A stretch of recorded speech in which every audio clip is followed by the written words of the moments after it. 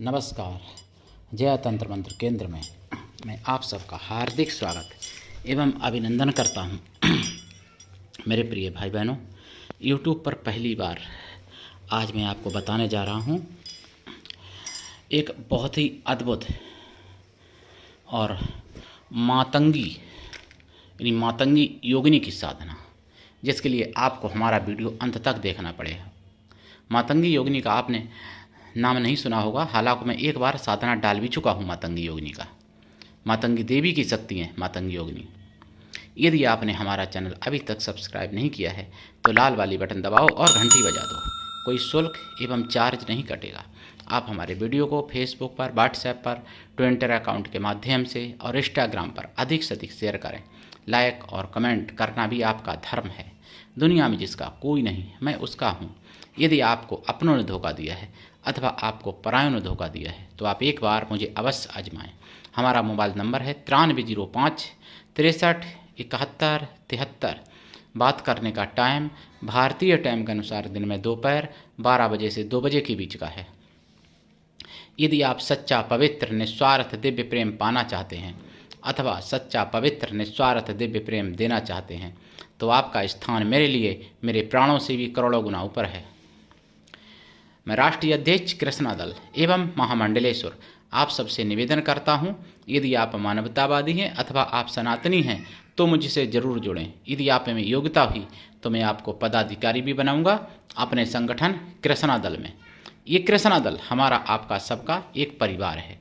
आप देश विदेश में विश्व के किसी भी कोने में रहते हैं, किसी भी जाति धर्म से हैं, कोई दिक्कत नहीं। आप हमारे दिए हुए ज्ञान से भरपूर लाभ उठा सकते हैं।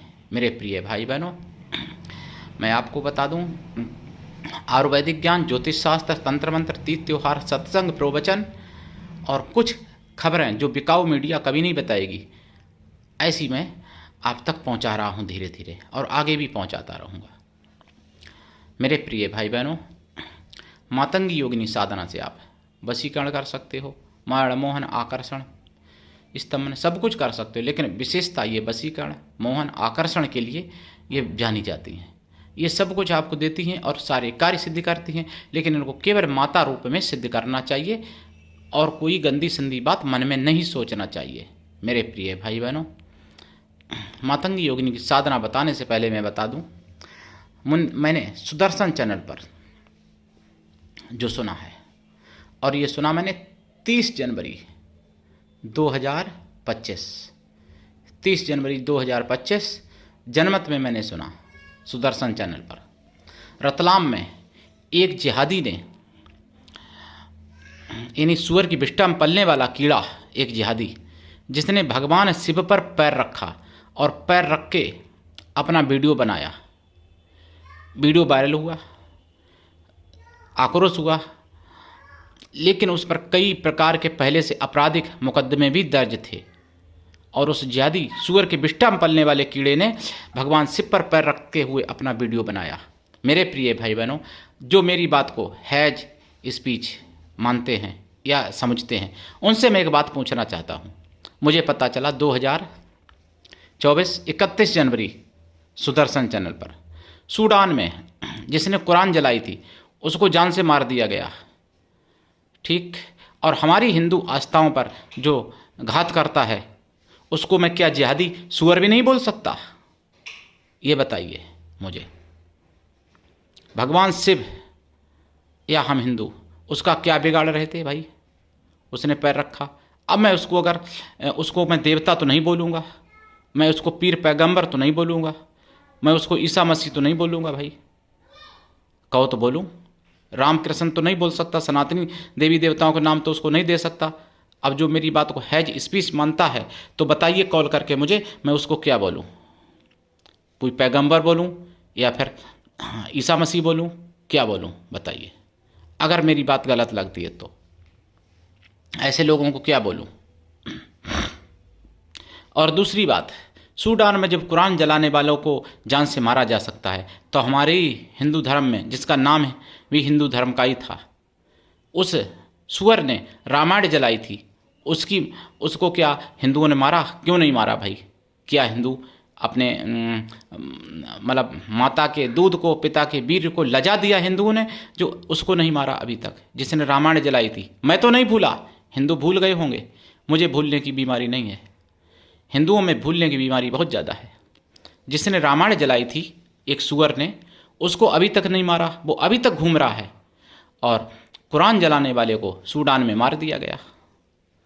तो ये क्या है? हिंदुओं की चुप्पी का ही ये परिणाम है। हिंदुओं को मतलब हिंदुओं को सोने का ही ये परिणाम है, जो सोते हिंदू, जो हिंदू प्रतिक्रिया नहीं देते, जो हिंदुओं के ऊपर कोई भी घात करे, प्रतिघात करे तो उसका हिंदू सहते रहते हैं। इसीलिए हिंदुओं को सताया जाता है, हिंदुओं की आस्था पर घात प्रतिघात किया जाता है हमेशा, हिंदुओं की आस्था के ऊपर। अगर हिंदू प्रतिक्रिया करना सीख जाए तो फिर हिंदू आस्था पर, हिंदू मजहब पर, मतलब हिंदू धर्म पर, मजहब तो हिंदू नहीं है, मजहब तो मुसलमान इस्लाम का है, मतलब हिंदू धर्म पर, हिंदू आस्था पर या किसी भी हिंदुत्व के चिन्हों पर कोई भी मतलब घात नहीं करेगा, कभी भी कुठारा घात नहीं होगा, ये लिख के रख लो। लेकिन ये तभी संभव है जब हिंदू धर्म पूरा जागृत हो और प्रतिक्रिया करना सीख जाए, बस यानी एक्शन का रिएक्शन, तो रिएक्शन हिंदू करना सीख जाए तभी संभव है। अब मैं आपको बता दूं मातंगी माता की साधना, मातंगी योगिनी की। मातंगी योगिनी की साधना देखिए, पूरब या उत्तर दिशा की तरफ मुख करके बैठें और ये साधना रात्रिकालीन है। इसमें आसन आपका लाल रहेगा, माला रुद्राक्ष या लाल चंदन या लाल हकीक की माला। जाप कम से कम 100 लाख जाप करें। जाप का दशांश हवन करें, हवन का दशांश तर्पण और तर्पण का दशांश मार्जन करें। मार्जन का दशांश पवित्र ब्राह्मण कन्याओं को या फिर पवित्र ब्राह्मण पतिव्रता स्वासिनी स्त्रियों को या फिर कन्या या स्त्रियां किसी भी जाति वर्ग की ले सकते हैं भोजन के लिए, लेकिन वो मन से तन से पवित्र हों एवं शुद्ध शाकाहारी हों। अगर ऐसा संभव ना हो तो उतनी गौ माताओं को भोजन करा दें। और मैं विधि विधान बताता हूँ, मंत्र भी बताऊँगा, लेकिन उससे पहले एक निवेदन है। यदि आप सक्षम हैं तो ज्वाइनिंग बटन दबा के मेंबरशिप जरूर ले लें, क्योंकि जिहादियों ने ये चैनल फ्रीज करा दिया था, तो ये अनफ्रीज हो सके। और सुपर थैंक्स किया करें ताकि ये चैनल की रीच बढ़े और चैनल जो फ्रीज हुआ वो अनफ्रीज हो जाए, हैक भी किया गया था, वो ठीक हो सके। ये सनातन धर्म की आवाज़ है, आप सबकी आवाज़ है, हमारी नहीं है, इसलिए जन जन तक पहुंचाइए। आप सबका चैनल, अपना चैनल समझ के इसको आगे बढ़ाइए। देखिए अब मैं बताऊं, गुरु ऐसा होना चाहिए जो शिष्य से कुछ भी ना ले, शिष्य भी ऐसा होना चाहिए गुरु को सब कुछ दे, गुरु पर पूर्ण विश्वास करे और गुरु के लिए समर्पित रहे। बिना दीक्षा के ऐसी साधनाएं सफल नहीं होती हैं। मातंगी योगिनी माता बहुत ही सौम्य और सीधी सरल हैं, लेकिन उग्र भी बहुत हैं, इसलिए सोच समझ के इनकी साधना करनी चाहिए। दीक्षा लेके साधना करनी चाहिए। बिना दीक्षा के कभी भी किसी भी प्रकार की साधना में सफलता नहीं होती है। इनकी साधना जो आप करेंगे तो रात्रिकालीन साधना है। साधना काल में देसी गाय के घी का दीपक जलेगा, खोया की मिठाई का और पंच मेवाओं का प्रसाद रखा जाएगा। साधना काल में ब्रह्मचर्य व्रत, एक टाइम भोजन और भूमि शयन परम आवश्यक है। साधना काल में आप शुद्ध शाकाहारी रहें और साधना के बाद भी लाइफ टाइम शाकाहारी रहें, तभी इनकी कृपा प्राप्त होना संभव है। इस साधना में अनुभव भी होते हैं कई प्रकार के, और अनुभव उग्र भी थोड़े बहुत तो रहते हैं, थोड़े सौम्य भी अनुभव रहते हैं।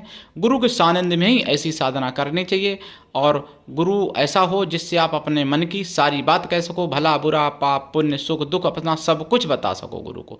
ऐसा गुरु होना चाहिए। ये नहीं कि टीवी पे देखा गुरु बना लिया, बात करने की उनसे वो नहीं है, गुरु बना लिया तो ऐसा गुरु कल्याण क्या करेगा? गुरु कल्याण वही कर सकता है जो आपकी सारी बात सुनेगा, तभी तो कल्याण करेगा।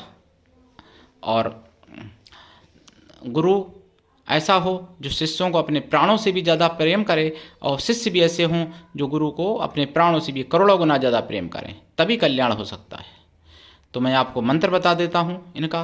ओम ऐं ह्रीं क्लीं श्रीं मातंगी योगिन्यै होम फट, ये मंत्र है।